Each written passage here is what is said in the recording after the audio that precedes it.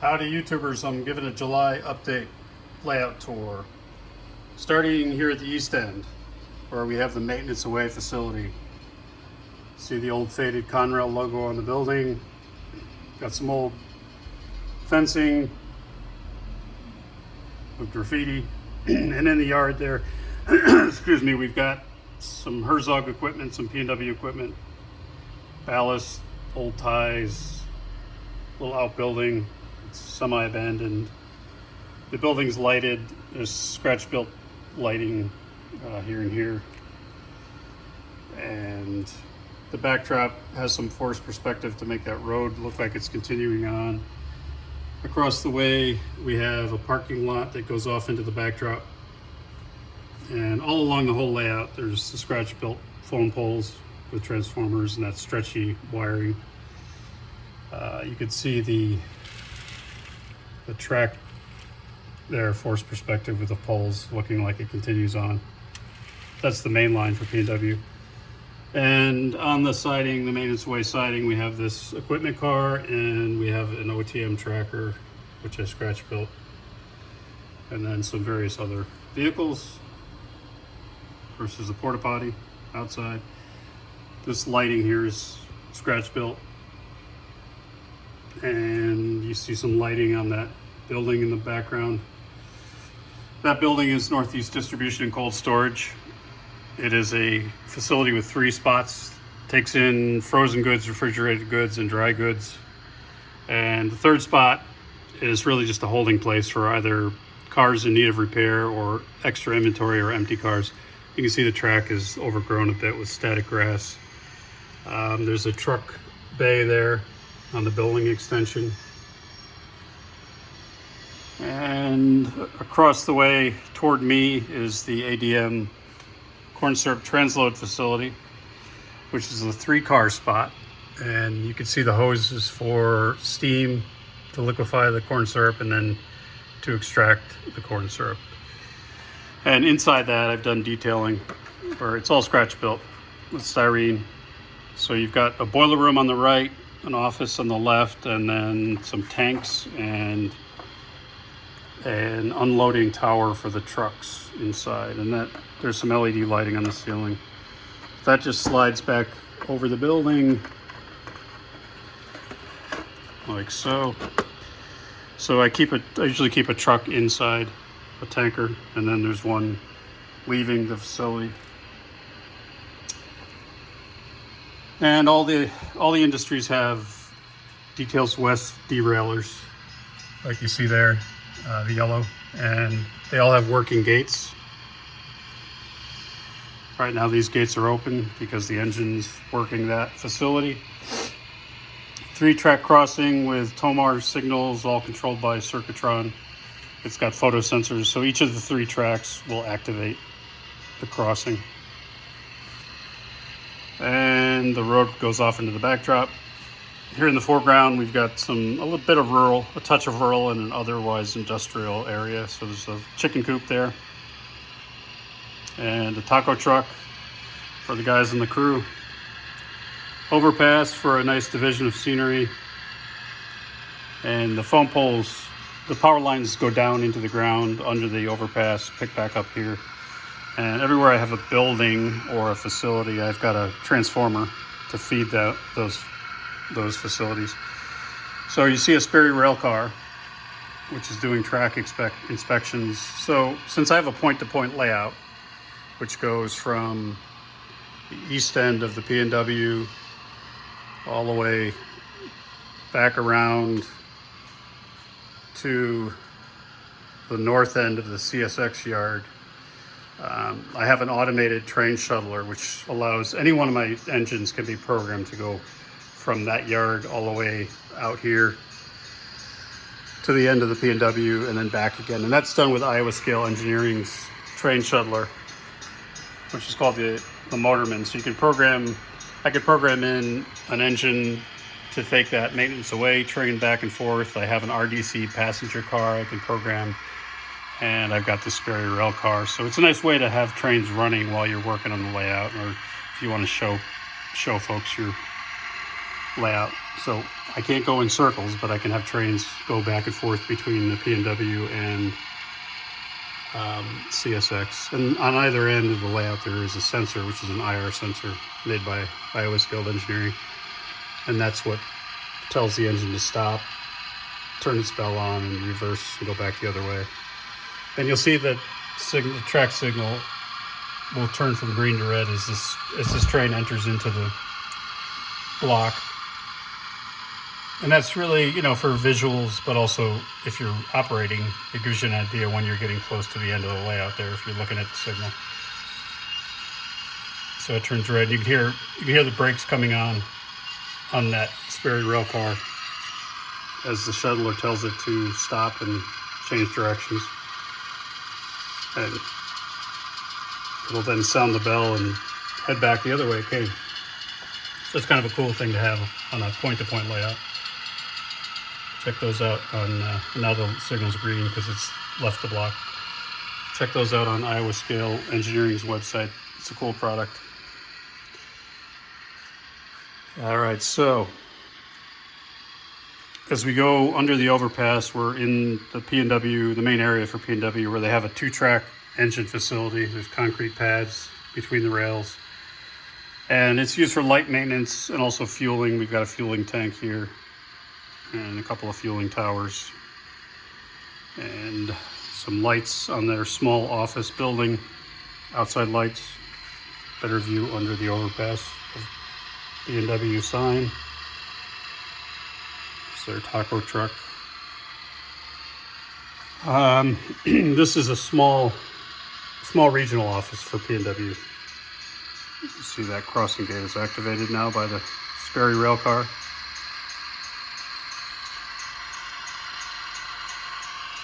So that small regional office has an interior detail which I've scratch built, and that's lighted with some figures in there and some signage on the wall. Hard to focus on that with this camera. So that's the regional office. We've got some lighting in the engine facility, which is scratch built. It's not lighted. Not all of my stuff is lighted. Some is, some isn't, some are not. Gates at the engine facility. The next industry we come to is Ballard Printing and Publishing. They take in paper rolls, 2 spots, and they make paper products. You can see some activity going on here in the parking area where the trucks come in and leave. There's 2 spots with lights over each, fenced in with gates like the others. And then we approach the Interchange yard, which is a 3-track interchange yard in the Provincetown, Worcester area. So we got track 1, track 2, and then track 3 where we have that caboose. And what happens is CSX will take a cut of cars and dump it off here in the P&W interchange yard, and then P&W will come take that cut and it'll switch the industries on this area of the layout. And CSX also has their own industries, which I'll get to down here on the yard that they need to switch. So we keep going west here. We get to the far end of this part of the layout, and you see another overpass, and there's a mirror underneath it to give the illusion of distance. And the largest industry on the layout is Bombachi Foods, which takes in, there's 3 car spots. 1, pressure aid hoppers for either salt or flour, box cars for packaging materials, and then here we change out between corn syrup and vegetable oil, and you see that there's hoses and lights there for that spot. And there's a light over the first spot there for the pressure aid hoppers. And a couple of truck bays as well. There's also a signal on this end of the main line. So this is the Province of Worcester main, and then this is the secondary, which is what the industry switch off of. And then we make it around the big curve here, and there's a squealer embedded in both those curve tracks, so you'll hear the flame squeal.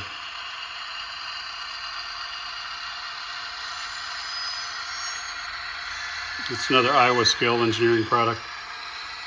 And we've got a P&W engine idling there on the other curve. These are Walther curve turnouts. Everything else is Pico. This kit here is a crew change facility. It's one of those trailer offices that CSX put up. And that's got detailing on the inside. Right down to guys sitting in the chairs in the office. It's up on cinder blocks, 3D printed. We've got this is an Interaction Hobbies kit, as is this dumpster here.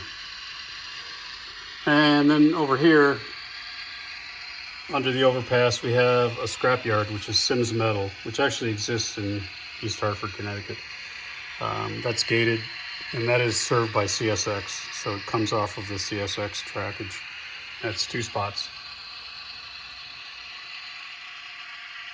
Got some more scratch-built lighting, and I've got some details and lighting on the inside of the Sims Metal office building.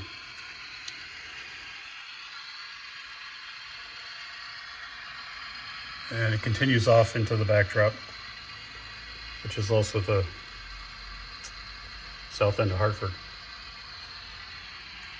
Connecticut. So as we come around that big curve, we end up in the CSX yard, which is meant to represent East Hartford. You see the skyline of Hartford, Connecticut off in the distance, which is actually a photograph.